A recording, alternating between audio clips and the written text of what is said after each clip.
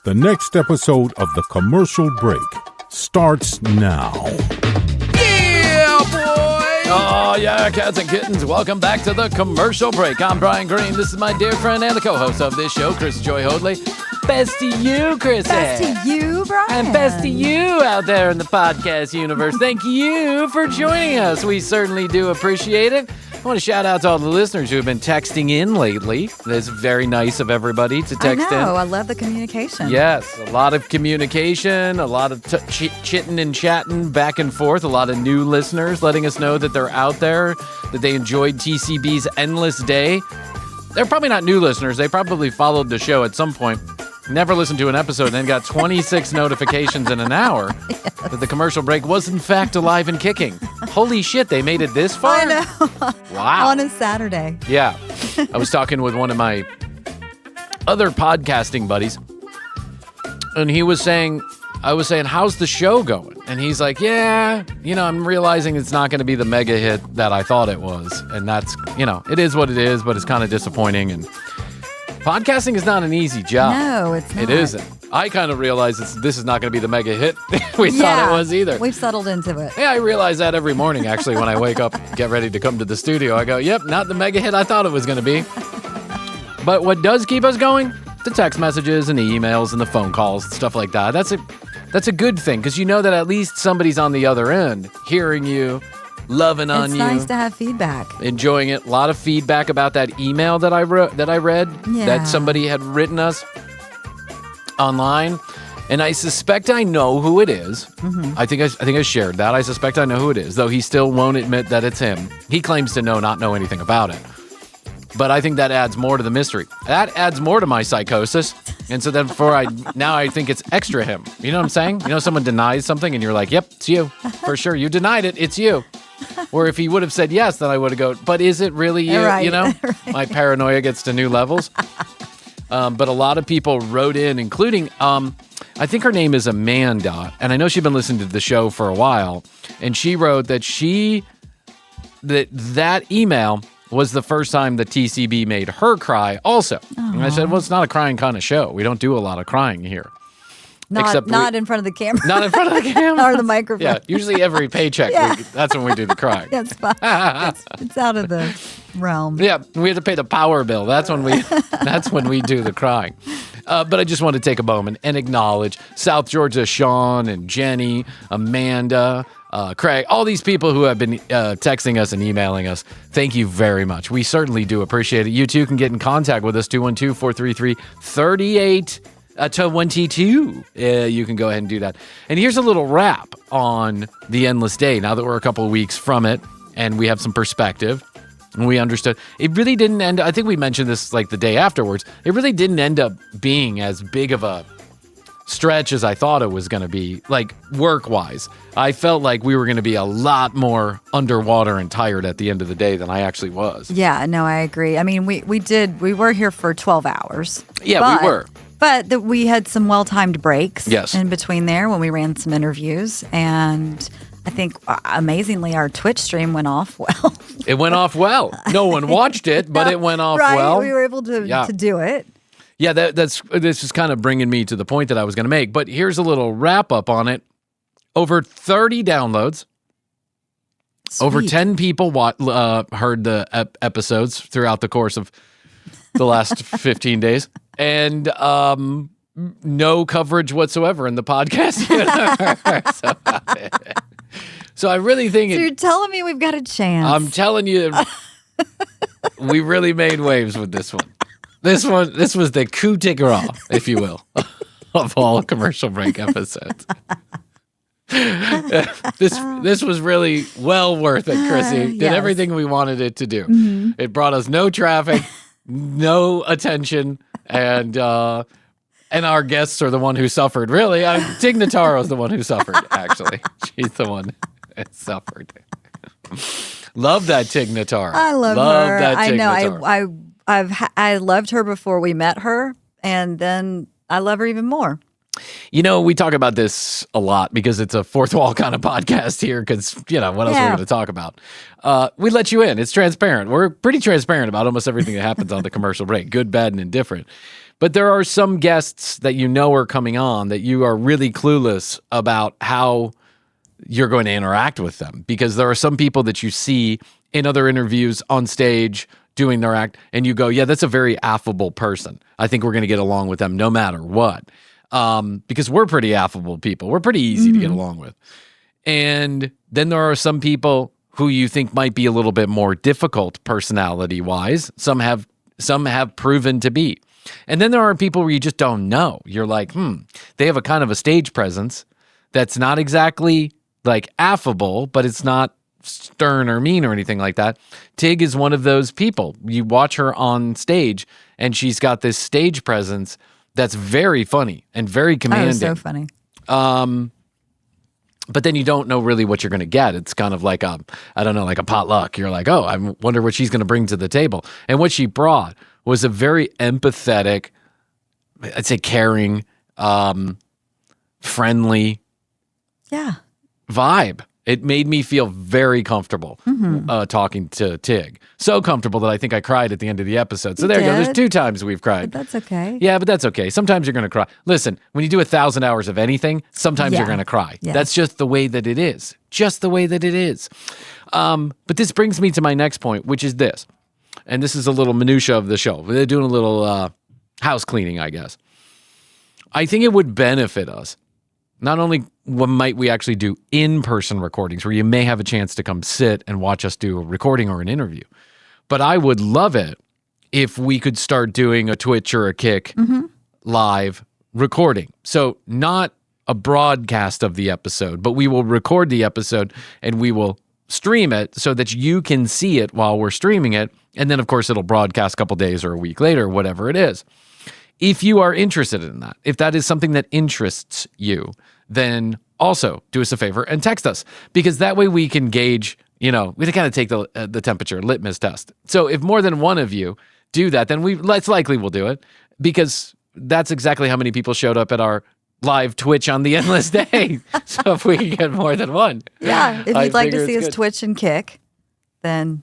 If you'd like to see us Twitch and Kik, then videotape me in the bedroom. If you'd like to see me Twitch and Kik for over an hour, videotape me in the bedroom. Oh, God. That was funny. So text us. That reminds me of an ad that I saw on... Listen, do you have an X account, a Twitter account? I do, and I refuse to sign back into it. I sign into it, but I have never... I think I have like 3 tweets when it was Twitter. I think I have 3 tweets. All of them, as you can imagine, just crushed with traffic and likes and comments, as our social media does. But I go on there just to see... I guess it's a lot like if my house was on fire. I was going to say a dumpster fire? Yeah. Well, if my house was on fire and everybody got out safely, and I knew that the fire was somewhere in the house, I might pop the door open to see just how badly the house was on fire. You know what I'm saying? Yeah. I might pop in just to see what certain destruction lie around. And that's why I go over to X. Sometimes I just want to pop the door open and see how bad the house is burning. And it's on fire. There's no doubt about it. It's consumed all rooms. I'm pretty sure. What a cesspool. Honestly, I don't know if it's just my feed or it's everybody's feed. I think it's everybody's feed because everybody's complaining about it. But is it the cesspool of dick pill ads and pornography? I don't care about the pornography. God bless you. Have porn on your platform if that's what you choose to do. But then just the most vile kind of violence and racism and all that other stuff. And it's not my cup of tea. It's just not. Words are energy, and when they're exchanged, so I think someone said this. Maybe Pete Holmes. I don't know why that's coming to mind, but that's a random name to pull out of my hat. But Pete Holmes, I think he said words have energy. They are spells that you can cast on people. And I just don't like reading about that stuff. I don't like acknowledging. No, I was going to say, look, I try to be positive and yada, yada, yada, but I don't insulate myself with only every day is sunshine. Yeah. But there's certain paths I just know not to go down. Yes. Well, Twitter is definitely one of them. Or X or whatever the fuck you call it. Because the algorithm has changed, most definitely. And now it favors a lot of that content because it's clickbait. And that's what they want. They want interactions on the platform. And it's just spreading a lot of bullshit. But anyway, that's not the point. The point is, I go on there the other day and I'm like Googling something about, or searching something about the Atlanta Braves. And up pops an ad. Just imagine this. Like a 75-year-old woman, looks very scholarly with a British accent, standing in front of a chalkboard. So a teacher type vibe, right? Older, diminutive, like weighs 100 pounds, sopping wet, glasses on, gray hair, British lady. And she's like, what does she say? Did you know that almost any man can have a 10-inch erect penis without... it doesn't matter what size or race you're born or how much you weigh. Your dick can be long and hard, just like the porn stars. And I'm like, wow. Okay, go, Grandma. And then she was like, you can literally give instant orgasm by being thick and rich and hotty in your man junk area. And I'm like, wow. And then she starts getting like super graphic about how you can increase. Because now I'm hooked in. Now I got to go, oh, can I? You forgot about the Braves at this point. Forgot. The Braves were the last thing on my mind. Now I'm thinking, at some point in my life, I can give Astrid the satisfaction she deserves. If I just listen to Grandma here, tell me about my girth and how I increase my length and my width and my height, all of it. And then she goes on to explain that without whatever she goes on to explain. But halfway through the video, I start to notice that Grandma's mouth's moving a little weird. Yeah. I was going to say. You can tell that it's almost like one of those. Conan O'Brien used to do a bit where he'd put a picture of somebody like, I don't know, Donald Trump or whoever. He put a picture there, and then there was a comic who would put his lips in the picture. Remember? The funniest fucking thing ever. And then they would switch the pictures, and he would make these voices with his lips moving, but the picture was a still photograph. It looked a little bit like that. And I realized that what I was seeing was a deep fake, essentially. Someone had created an ad with the likeness of a grandma to get you to feel comfortable that she knew what the fuck she was talking about. When in fact, Grandma probably has no idea that her likeness is being used to try and convince you. Grandma is probably an AI image.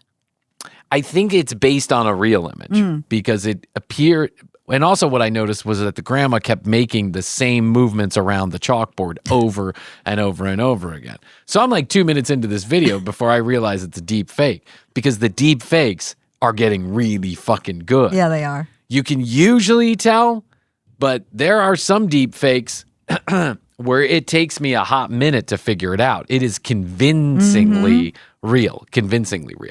So did that make you when you figured out that it wasn't the real grandma, was it less trustworthy even? No, I still wanted to figure out how to get my dick 10.5 inches.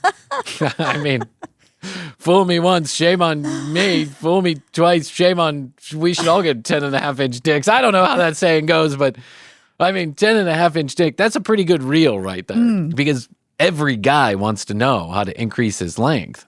Every guy. I mean, I don't know about every guy, but it's of interest. Now, I also know it's all bullshit. Yeah. Like I don't think you can really increase your length to 10.5 inches because I have 10 inches to go if that's the case. You know what I'm saying? And that just seems like I'm too old to get that much running room out of my own anatomy. It's just not going to happen. But you got to imagine that there's so many people that fall for this. So many people. And that like Piggy fronted on something that I had seen just days earlier, which was Daniel Thrasher, who had visited our show when he did that. Daniel Thrasher is like the online influencer, comedian, actor, young guy who had come on with Henry Hall, who we played his music a couple month back, who we really liked. Daniel Thrasher, really funny, nice guy. He's got like a billion followers or whatever online. And he did a demonstration, completely not like his usual content, which is very produced comedy type content. He did a demonstration where in like 10 minutes, he took a copy of his own voice, made it say some things, put some background noise to it, put it through a phone, and made it appear that he had really called someone to tell them something and left them a voicemail. very convincingly. You wouldn't have known the difference between the two voices. And he had done it all with AI in just seconds, like minutes, 5 minutes or whatever it was. And so he was pointing out, this is our future. We have to be careful because people can do this and they can replicate it and it can sound convincingly real. I thought to myself, well, shit, here I am. Chatting up a storm with Chat TCB, just feeding it every inch of the commercial break, all 10 and a half inches of the commercial break.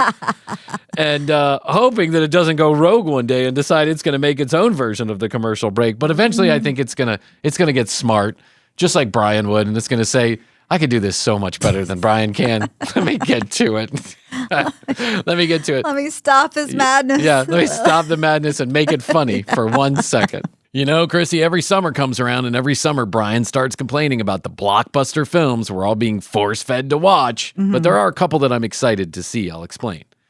F1, which is the new Brad Pitt, the most expensive movie ever made some shit. I don't know. That's what I read. The most expensive production ever, blah, blah, blah. It's even more so than like Avatar and all those James Cameron? I think that, if I'm not mistaken... I thought he liked to hold that title. He does, because and then he can fund it with his pocket change too, because he goes down to the Titanic and he steals all those priceless artifacts. That's not true. Did you see there's that whole thing on Netflix too? Oh, we can talk about that. Yeah. Oh, I haven't seen it. Did you watch it? Oh, you haven't seen it? Okay, I'll talk about it in a second.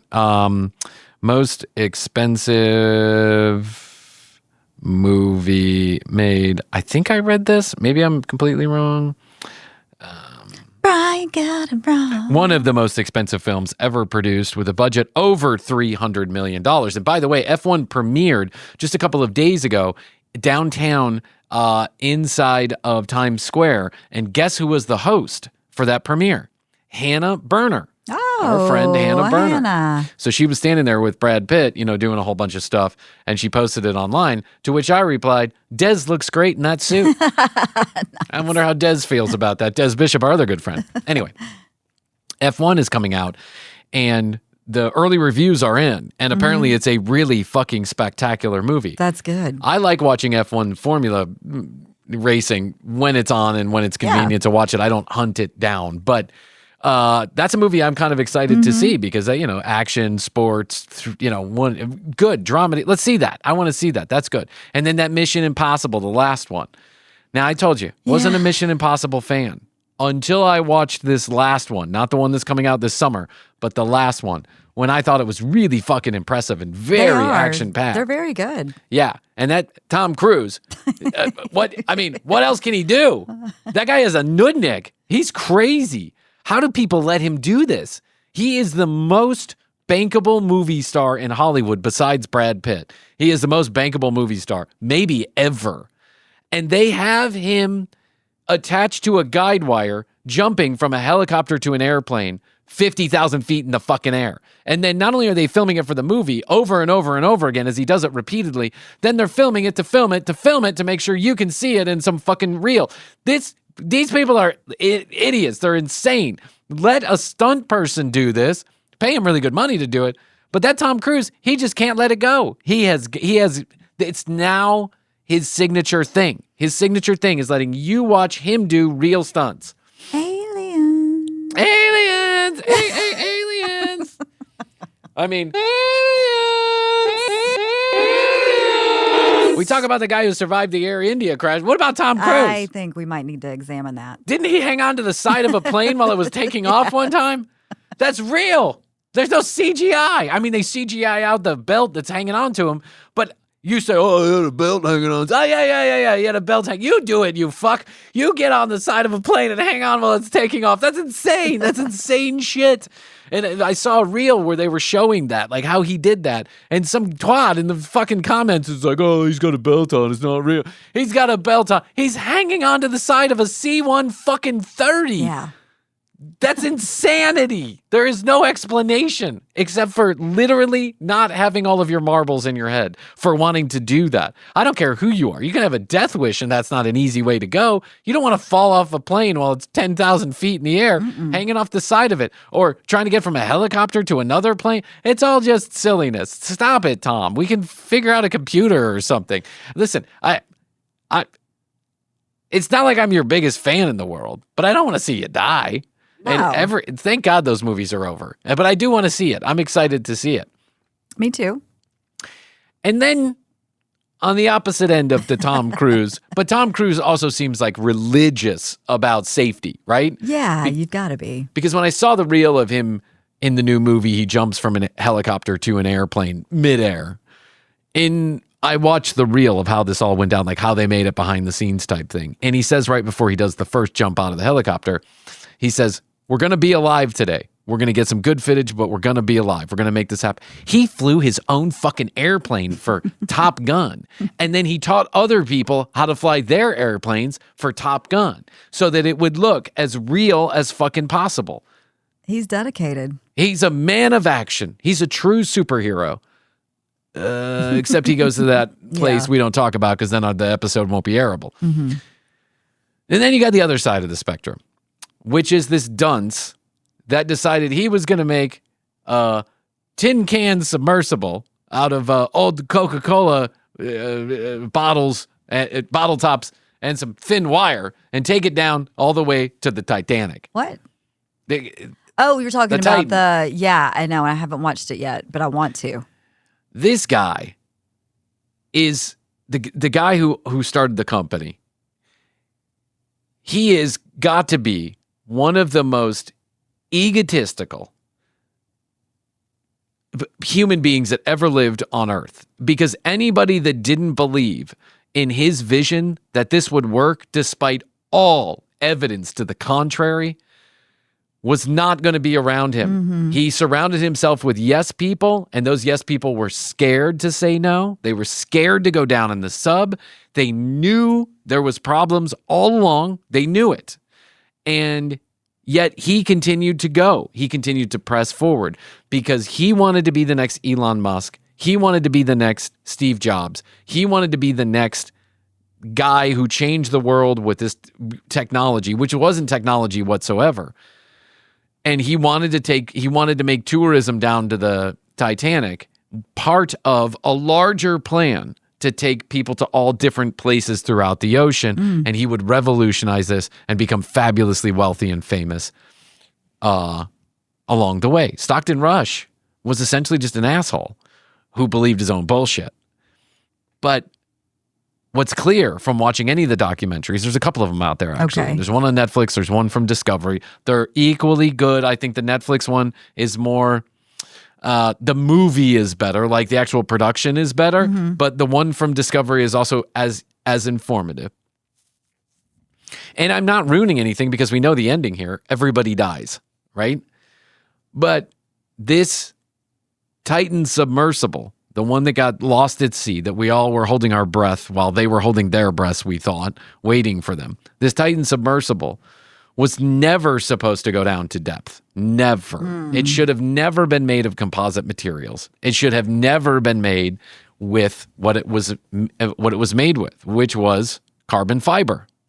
Now, I know a little bit about carbon fiber because Jeff and I were once in the carbon fiber business. Yeah. Believe it or not, it's a true story. I know. We were trying to hawk expired carbon fiber all around the world. Somebody called us one time and said they had a load of a thing of, I don't know what you call them, a ton, reels, ROMs, rams, I don't know, of carbon fiber. Could we sell it? And we'd get a hefty commission. Except it was expired. No one wanted it. I think it might have gone on the Titan. I'm not sure. It might have. We talked about that at the time. Yeah, at the time I thought maybe there was a connection there. I mean, we never really did anything with it. They called us. We made some phone calls. Yeah. No one knew what the fuck we were talking about. And so we said, well, it was right at the beginning of the pandemic. It was. Which, strangely, is when Stockton got his carbon fiber and decided to start spinning it up around a tin can and going down to the Titanic. I can't believe people got on board with him. So many people, even the people that they talked to that survived the Titan, said that they really believed in Stockton. And they really believed that he wouldn't put his own life in danger. And they really believed that he was religious about safety. When everybody else that worked for the company, it was clear that there was no... Well, wait, are we talking about, is this the one that blew up? Yes. Or imploded? Yeah, well, how did somebody survive it? survived the other dives down to the Titanic. Oh, There were 83 dives in this particular version of the Titan. There were other versions of the Titan. And here's where you learn a little something. What do you learn? Well, you learn that there was the original Titan, the hull of the Titan, the cylinder that held them in. It cracked, and it cracked so bad that Stockton had to go, despite against his wishes. He had to go and have another one created, and they hid that in some fancy PR words, and they never told anybody in the future that one of them had already cracked. Because every time it went down, the immense amount of pressure that was put onto carbon fiber, which is essentially just a weave. Let's think of it like a weave. Carbon fiber is super duper strong when you're pushing out on it, but when you're pushing in on it, it's different, right? For whatever reason. And so it kept getting pushed. And as it got pushed, it would crack and snap. And they would hear these cracks and snaps. God. And in the Netflix documentary, they have audio of the popping, what they call popping. It sounds like your microwave popping popcorn. Now imagine you're in this tiny little thing with 5 other people where you have to literally like pull a curtain to piss in a pot. And you've been down underneath the water. You're 12,000 feet under. You've been going down for 8 straight hours in complete darkness. And you start hearing popcorn-like noises all around you. I would shit myself. First of all, I would never volunteer for this. I do have zero interest in going to see the Titanic. Zero. Those people are down there for a reason, and I don't want to be down there. I like swimming. I don't like being underwater. I don't have any interest in scuba diving. I don't have any interest in any of that. Doesn't interest me. No space, no scuba diving. Okay? It's just not for me. It's not my thing. But these people were going down there 80 dives before this, 82 dives before this. People were going down, and each time they were hearing popping and cracking. And each time, the lead engineers, one of which was sued by OceanGate, the owner of Titan, one of which was sued to like threaten to take away his green card, and sued his family and said that he was fraudulent because he wrote one email that said that we should not be bringing people down when we test this hull. It is not safe. People are going to die, and we're going to be left to pick up the pieces. I refuse to go in it. You should refuse to go in it. He wrote that email, and Stockton fired him the next day. Fired him the next day. Because Stockton said in the movie, on tape, I'm not forcing anyone to drink the Kool-Aid, but we're going to do this. This is how it's going to go down. It's not, I would not put I don't have a death wish. I wouldn't put myself and my life in jeopardy. But that's exactly what he was doing. Yeah. And he should have known it. The depths that they were going to, the immense amount of pressure, the crushing weight of the ocean, just forcing its way into every crevice was going to make that thing implode one way or the other at any given time. And anyone who went on it was not aware that it had already almost happened. And in multiple smaller scale tests, it never got to depth. Yeah. So they would go to this laboratory and they would make smaller, like 1/8 versions of it, and they would put it in there. And they tried to get it to 4,000 meters, which is where it needed to be tested to in order to get down to the Titanic. And it didn't even get to 3,900. It imploded every time. And Stockton said, we're just going to keep going because I believe in it. But everybody in the entire submersible industry said no hull should be cracking and popping. None of them. No, that seems bad. Of course it does. It's not adjusting. It's not settling. It's getting ready to fail is what it is. That's why these, like, you think of a submarine, like think of a nuclear submarine, the kind they have in the bases. Yeah. And you go, oh yeah, those guys, they can shoot down to 4,000 meters and hide near the Titanic. They can't. They actually can't go much below 500 meters. Why? Because they're so big.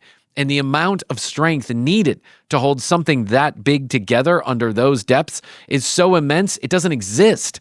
You can't do it. It would cost so much money. It would be so heavy, it would just sink right to the bottom. So they actually don't go very deep at all. I mean, they go deep for us. Like, we wouldn't want to be 1,500 feet underwater. That's a third of a mile or whatever it is underwater. But they don't go deep because they can't go deep. Only specially designed submersibles can go that deep. And that James Cameron, he's built a number of them. And they look like literally like weird spaceships.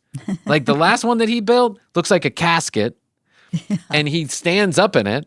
Oh, it's got a seat, but he's like kind of standing up in it, and he's held in it, and it just like, it's a big cylinder that just goes down because it's the perfect shape to get him down there. It's small enough that they can take steel and make it strong enough for within reason for expense, but they're spending like $10 million to build those things. Stockton spent like, he had a Groupon to build a new hole for that Ocean Gate when he had a lot of money behind him and a board full of rich people. This guy went to fucking Princeton, for God's sakes.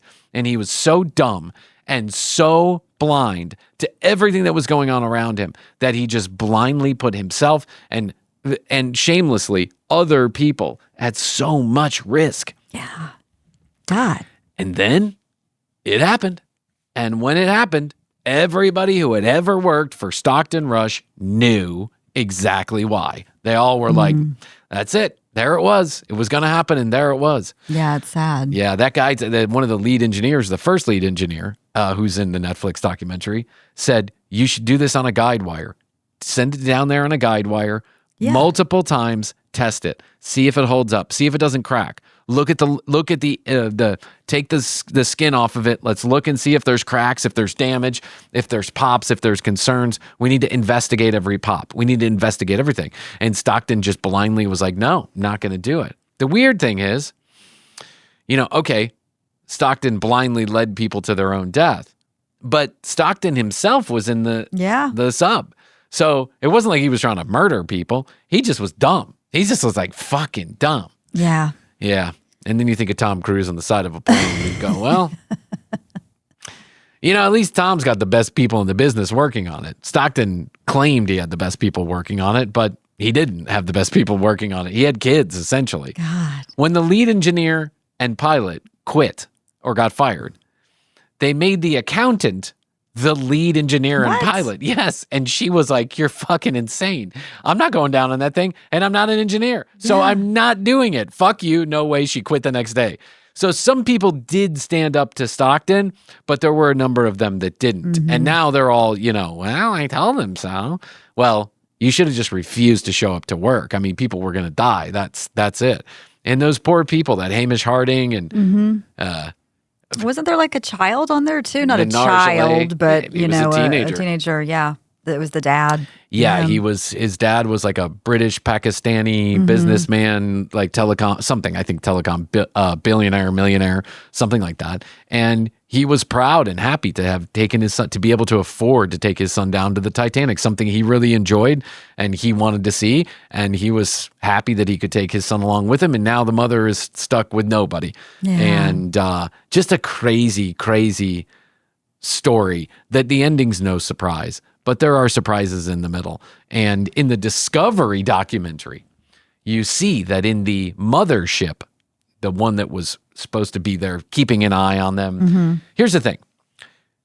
You cannot just pick up a phone and call somebody up top. You can't do that. So you have these big radio antennas, and those radio antennas have to be very powerful so they can send signals up into through the ocean, right? And then hope that it reaches there. So I believe what they did is that they would talk, and that talk would be transmitted into text, and that text would then reach them via some signal, right? And that's how they would communicate up and down, because they didn't have a wire attached. So at some point, they got video of the inside of the communications room on the mothership. At the moment, they heard a large explosion underwater, like a thud, like a pop. Yeah. It startled the entire room, and then they never heard back. They never heard back. Actually, they heard back. 1 minute later, they got the last text message they ever received. That text message was coming up. Dropping weight, coming up. So they believe, so they hear the sound, then 1 minute later they get this message. Dropping weight coming up. Emergency dropping weight coming up is essentially the last message. And why is that? Why did they hear the thud and then get a message? Well, because it took that long for the message to get up top, which is just fucking insane when you think about it. It's like you sent your last message and people got it after you died. Yeah. Ugh, creepy. Well, Krissy, the good news is you'll never catch me doing anything like that. I'll go to Bentonville, but the fuck I'm going to go to the Titanic. I'm not going to the Titanic. Me neither. Not going to happen. All right, most expensive movies ever made. We'll cap this off. Star Wars The Force Awakens, $447 million. Wow. God, we could do just one of those millions we could do something with. Avatar Way of the Water had an estimated budget of about 350 to 460 million. Pirates of the Caribbean Stranger Tides had 379 million. Jurassic World Fallen Kingdom 432 million. And then the other Avatar movies.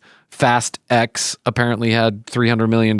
Fast and Furious Was that the X? Fast and Furious? Jeez, those movies are like, they're a juggernaut. That's a juggernaut. Oh, yeah. They just keep turning them out. They were just making can't one watch down it. the street from where I lived a few Oh, yeah, years that's ago. right. You were telling me that. Yeah, I just can't watch them. I don't know. It's not my for thing. me. It's not for me, but I do appreciate that a lot of people appreciate it.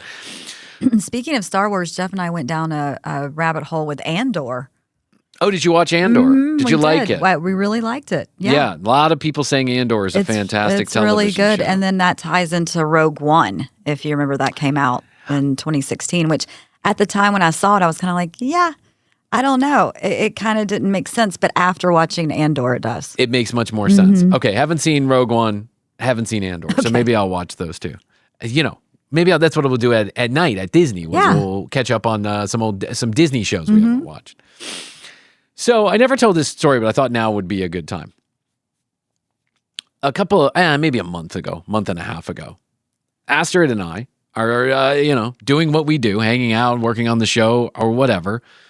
And both of us start to notice that we're getting a few text messages regarding sticker requests. We think this is very interesting. Oh, wow. Okay. Yeah. 3, 4, 7, 10. You got to understand. Yes, this show has an audience, but for every audience member, for every 10 audience members, there's maybe one that will interact with us. And that's the law of averages for any show. It's not just the commercial break, it's any show. So actually put it way down for the commercial break. For every 50 audience members, one will interact with us, right?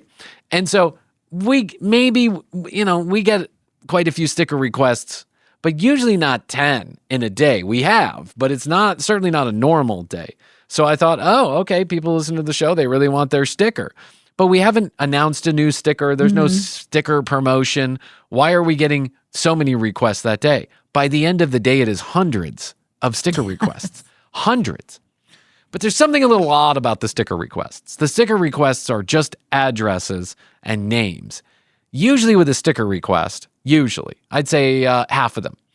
There's something written there also in the sticker request, like in the comments section. Yeah, like, love the show. Can you sign the sticker? Can I get one of these? I need 2 of those. I've been listening to you for a long time. But by and large, none of these sticker requests have any comments whatsoever. Address, name, email address.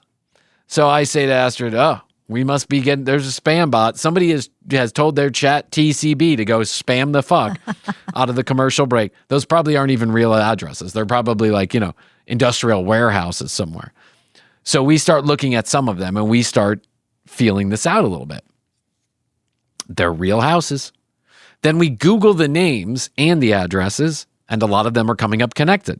This person has been reported to live at this house. This is the house address that you have. So we go, well, that's weird. Why would a spam bot give us real addresses with real names of people? Could happen. Could be trained to do that. I even asked one of my friends who works in AI, could you train? Yeah, you could ask it to go through a list of, names associated with addresses and then send that to you. But that's a lot of work for what payoff? A sticker. Yeah, for what payoff? Right. Do you own those addresses? Are you going to go show up at their house and steal their mail and hope that you get the stickers from the commercial break? Why not just ask to buy a bunch of stickers, right? Okay, whatever. So by the end of 24-hour period, we have hundreds and hundreds and hundreds of sticker requests. And we are going crazy about this. I can't believe this. By the end of 2 days, we're getting close to maybe 700, 800 sticker requests. It's nuts. And I'm like, what is going on here? Yeah, there's got to be something. I look at the traffic of the show. It's not notably different. It's a little bit up, but not notably different. So now I'm extra suspicious. Why are people coming to our website? Our Google Analytics that tracks traffic on our website is going bananas. It's up by like 6,000%, right? And I'm like, wow, that's crazy.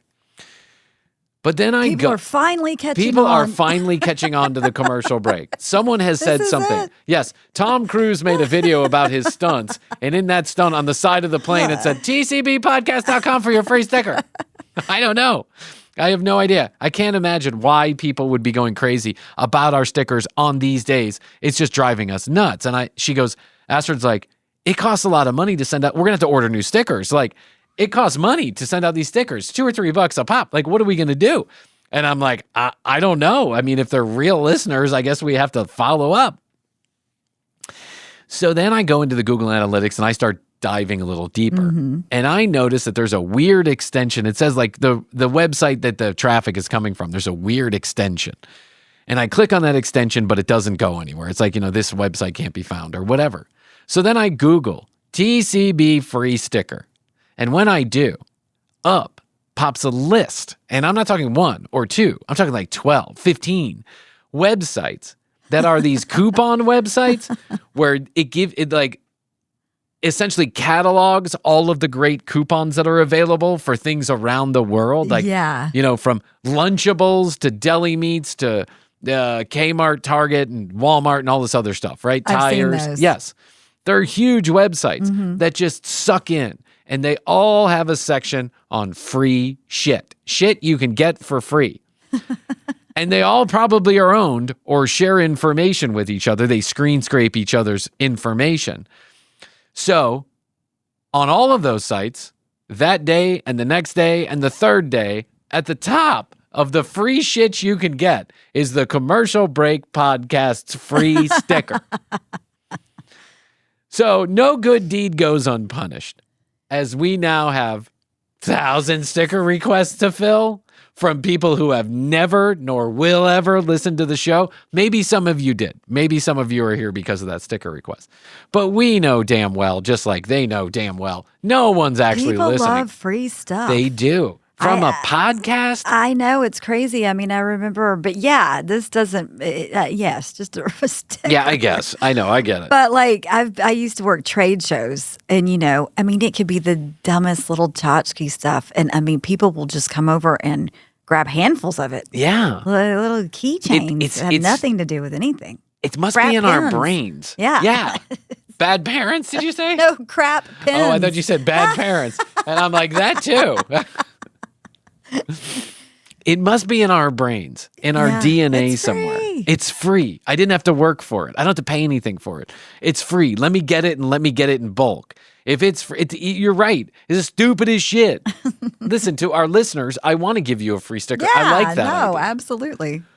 But for other people that really had never listened To the show, nor they just ever wanted will something listen to the free. show, right now.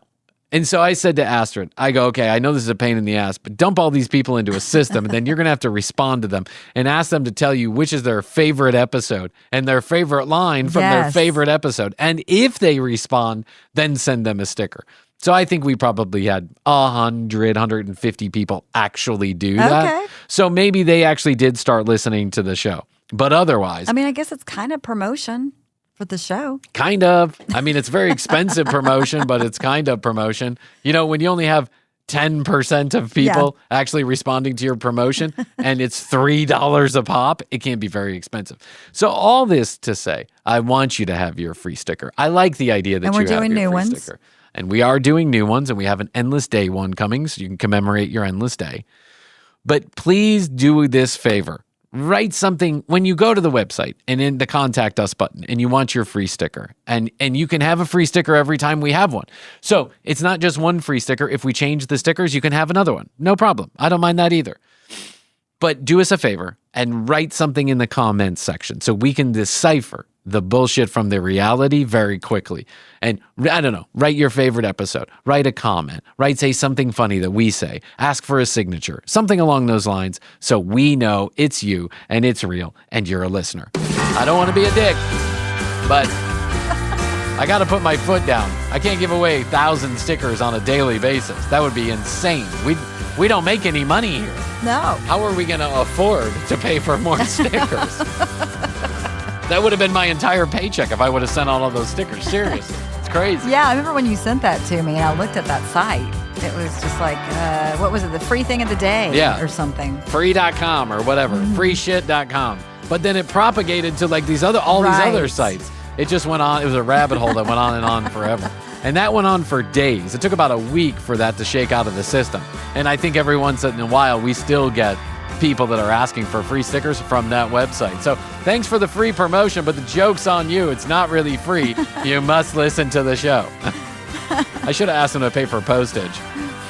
Because if you really want something to free and then they ask you to do something, it probably pisses you off, I would imagine. Yeah. So, all right, well, guess what else is free? Texting us. 212-433-3TCB. 212-433-3822. Text us questions, comments, concerns, content ideas. We take them all at that phone number. We'd love to hear from you. So many of you do so. But those of you that do not, if you're that other 49 out of 50 people that do not, just text us. Say hello. We're friendly. Yeah. We're nice.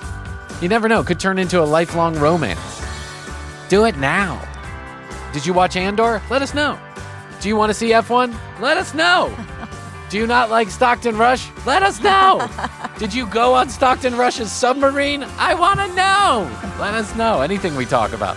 Add in your 2 cents. Keeps the conversation going. You text me, I text you. That's how it goes. All right? Okay. TCBpodcast.com.